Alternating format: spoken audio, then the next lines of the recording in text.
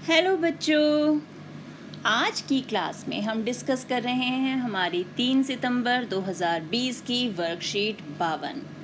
और आज की हमारी वर्कशीट का टॉपिक है प्रकृति में रंग। यानी हमारी जो वर्कशीट है, आज की हमारी वर्कशीट है कला विषय की। ये है हमारी ड्राइंग की वर्कशीट। तो हम सभी को रंग बहुत अच्छे लगते हैं ना, और हमारी प्रकृति तो रंगों से भरी हुई है। कैसे? ये देखिए, फूलों के बाग, कितने सारे रंग हैं हमारी प्रकृति में। कौन सा रंग है जो यहाँ पे हम देख नहीं सकते? इतने रंग हैं, ये सारे हमारे फूल हैं। ये सब रंग हमें प्रकृति ने दिए हैं। तो जब हमारी प्रकृति ने हमें इतने रंग दिए हैं, तो हम केमिकल कलर्स का यूज़ क्यों करते हैं, जो कि हमारे लिए और प्रकृति दोनों के लिए खतरनाक हैं? तो देखते हैं हमारी आज की वर्कशीट में हमें क्या बताया गया है। अब हमारी आज की वर्कशीट में दिया गया है, रासायनिक रंगों के निर्माण और उपयोग से जीवन को खतरा पैदा होता है और साथ ही वे नदी, तालाबों आदि को भी प्रदूषित करते हैं। तो ये रासायनिक यानी केमिकल कलर्स जो हैं वो हमारे लिए भी खतरनाक हैं, और नदी, तालाब इनको भी वो प्रदूषित करते हैं, क्योंकि केमिकल्स पानी में मिक्स हो जाते हैं। गुफाओं में बने प्रारंभिक चित्रों से यह स्पष्ट होता है कि आधुनिक युग तक पौधे के भागों व पृथ्वी के खनिजों से निकाले गए प्राकृतिक रंजकों का उपयोग मानव द्वारा कलाकृतियों, कपड़े रंगने, मूर्तियां रंगने, दीवारों पर चित्रकारी आदि के लिए किया जाता था। अब जो हमें गुफाओं में चित्र मिल रहे हैं, उनसे क्या पता चलता है कि जब तक आधुनिक युग नहीं आया था, तब तक जो पुराना इंसान था, मानव जो था, वो प्राकृतिक जो रंग हैं उनका यूज़ करता था। जो नेचुरल कलर्स हैं उनको यूज़ करता था। किस किस काम में? कलाकृतियों को कलर करने में, कपड़ों को कलर करने में, जो स्टैचूज़ या मूर्तियाँ वो बना रहे हैं, दीवारों पर चित्रकारी करने के लिए। यानी उनके पास केमिकल कलर नहीं थे ना, वो नेचुरल कलर से ही अपनी सारी ड्राइंग्स में कलर करते थे। अब आगे क्या है? प्रकृति से प्राप्त हर रंग अनोखा है, विशेष रूप से पौधों और मिट्टी से प्राप्त प्राकृतिक रंग पर्यावरण की दृष्टि से सुरक्षित हैं। और जो रंग हमें प्रकृति से मिल रहा है, वो प्रकृति में आसानी से मिल भी जाता है, मिक्स हो जाता है, तो वो पर्यावरण की दृष्टि से भी सुरक्षित है, वो प्रकृति को कोई नुकसान नहीं पहुंचाते। अब रसोई घर के साधारण सामान से भी हम कोई भी घर पर प्राकृतिक रंग बना सकते हैं। जैसे हल्दी से पीला रंग, चुकंदर, बीटरूट जो होता है हमारा, उससे गुलाबी या लाल रंग, और भूरे रंग के लिए बगीचे की मिट्टी या हम कॉफ़ी यूज़ कर सकते हैं। मिट्टी का रंग भूरा सा आता है ना, और चुकंदर, उससे तो हाथ भी लाल हो जाते हैं जब उसे काटा जाता है। तो अब है आगे प्राथमिक रंगों लाल, नीला व पीला को मिलाकर अन्य विभिन्न रंगों को बनाया जा सकता है। अब हमारे प्राथमिक रंग होते हैं 3, कौन कौन से? लाल, नीला और पीला। और इन तीनों के जो डिफरेंट कॉम्बिनेशंस होते हैं ना, उनसे हमें और रंग मिल जाते हैं। किस रंग से मिलते हैं? आओ देखते हैं। अब यहाँ पर ब्लू यानी नीला और येलो यानी पीला, ये दोनों प्राथमिक रंग है हमारे। इन्हें मिलाकर कौन सा रंग मिल गया हमें? ग्रीन यानी हरा। तो नीला और पीला रंग मिला के हमें मिल गया हरा।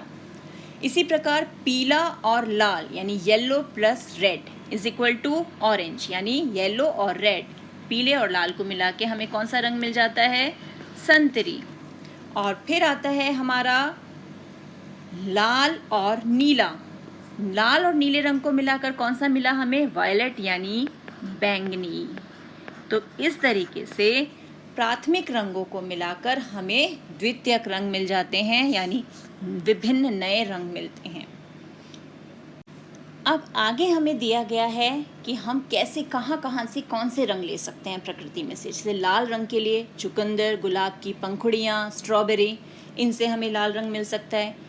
नीला रंग चाहिए तो लाल पत्ता गोभी, और नील जो कपड़ों पे लगाते हैं वो भी प्रकृति से मिलता है, वो नील भी, उनसे हमें नीला रंग मिल सकता है। और पीले रंग के लिए हल्दी का प्रयोग किया जा सकता है, केसर यानी सैफ्रॉन, गेंदे का फूल होता है ना, और चाय की पत्तियाँ, इन सब से हमें पीला रंग मिल सकता है। तो यदि आप एक बार प्राकृतिक रंगों का उपयोग करते हैं, तो आप इसकी प्राकृतिक सुंदरता के मोह में पड़ जाएंगे।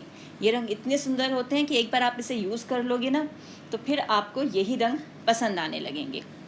तो आइए अब कोशिश करें कि हर उत्सव का लक्ष्य हो गो ग्रीन, ना केवल होली में अपितु रंगोली बनाने में, मूर्तियों की सजावट में और कागज़ पर पेंटिंग करने में हम प्राकृतिक रंगों का उपयोग करें। यानी अब हम हर काम में कोशिश करें कि हम मैक्सिमम प्राकृतिक कलर यानी नेचुरल कलर हैं उनको यूज़ करें। अब यहाँ हमें एक चार्ट दिया हुआ है। अब इस चार्ट को थोड़ा बड़ा करके देखते हैं। अब ये है हमारा चार्ट जो हमें वर्कशीट में दिया गया है। अब ये आलू बुखारा यानी प्लम, इससे हमें देखिए कैसा सुंदर रंग मिला है। ये है बीट रूट यानी चुकंदर, इससे कपड़े पे कितना सुंदर रंग आया है। और ये तो आप जानते हैं स्ट्रॉबेरी, और कितना प्यारा लाल रंग मिल रहा है हमें इससे। आगे और कौन से रंग हैं देखें। स्ट्रॉबेरी के बाद आ गई हल्दी। हल्दी के रंग से तो आप अच्छे से परिचित होंगे। खाना खाते समय कई बार कपड़ों पे भी निशान लग जाता है, आसानी से जाता नहीं है ना। पक्का रंग होता है हल्दी का बिल्कुल। तो ये हो गया हल्दी का रंग। और तो और जो प्याज है हमारा, उससे भी हमें भूरा रंग, भूरे रंग का एक शेड मिल जाता है। और भूरे रंग का शेड चाहिए तो हम कॉफ़ी, उसको भी यूज़ कर सकते हैं। कॉफ़ी पाउडर से भी हमें भूरा रंग मिल जाता है। और पालक के पत्ते, उनसे भी बहुत प्यारा हरा रंग, काइट ग्रीन जिसे हम बोलते हैं, वो कलर मिलता है। और ये जो आती है हमारी लाल पत्ता गोभी, इससे हमें इस प्रकार का रंग मिलता है। और आगे हमें ये है रोज़मेरी, जिससे हमें इस प्रकार का रंग मिलता है। तो प्रकृति में इतनी सारी चीज़ें हैं जिनसे हमें डिफरेंट कलर्स मिलते हैं। इसके अलावा भी बहुत सारे कलर्स हैं, वो भी देखते हैं। ये हैं हमारे the guide for plant based textile dyes, यानी जो पौधों से हमें चीज़ें मिलती हैं उन्हें हम टेक्सटाइल में यानी कपड़ों पे डाई करने के लिए कैसे यूज़ करते हैं।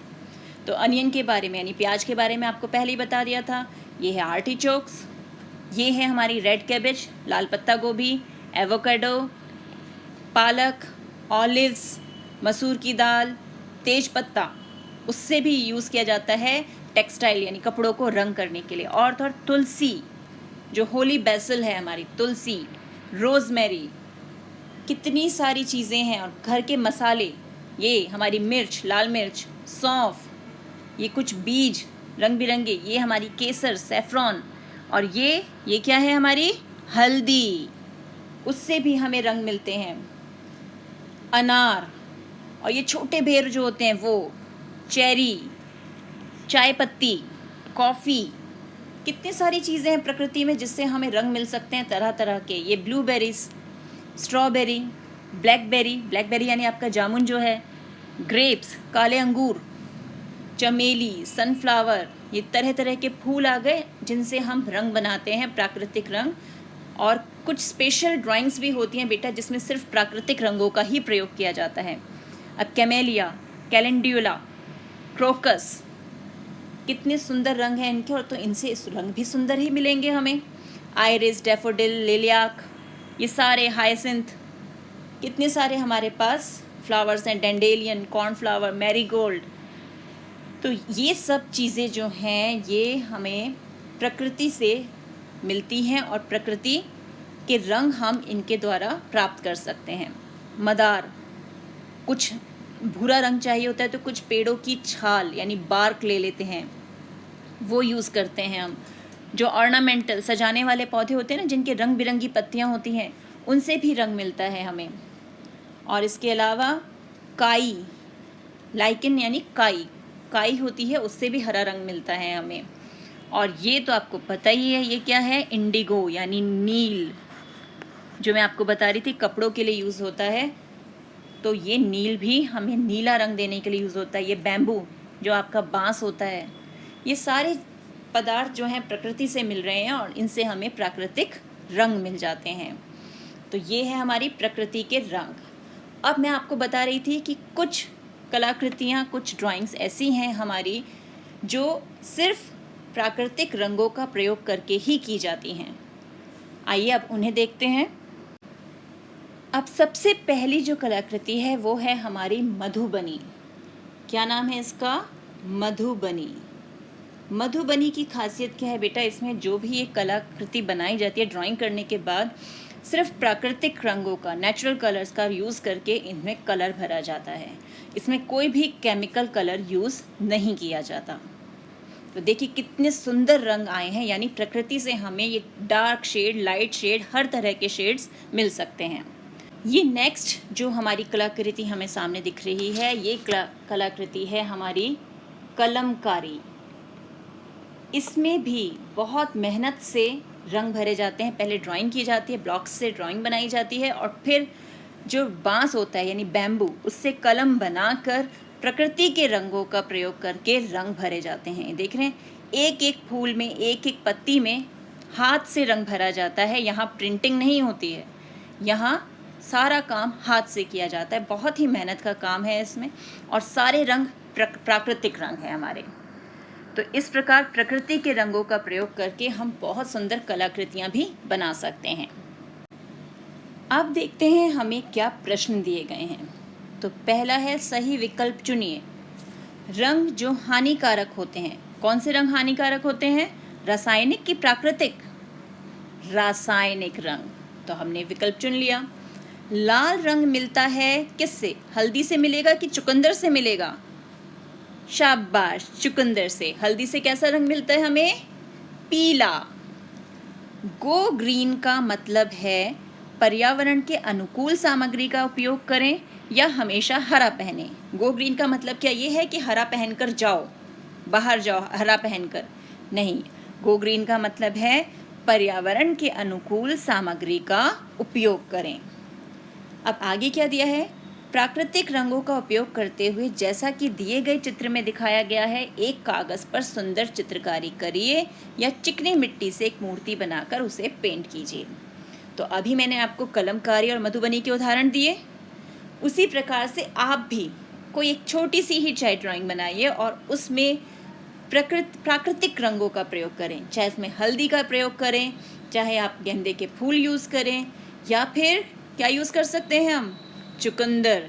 ये चीज़ें तो हमें आसानी से मिल सकती हैं घर में, तो उनका प्रयोग करके आप ड्राइंग बनाएंगे और वो ड्राइंग हमें भेजेंगे। तो कैसी लगी आपको आज की वर्कशीट? मिलते हैं एक और वीडियो में, तब तक keep practising and keep enjoying.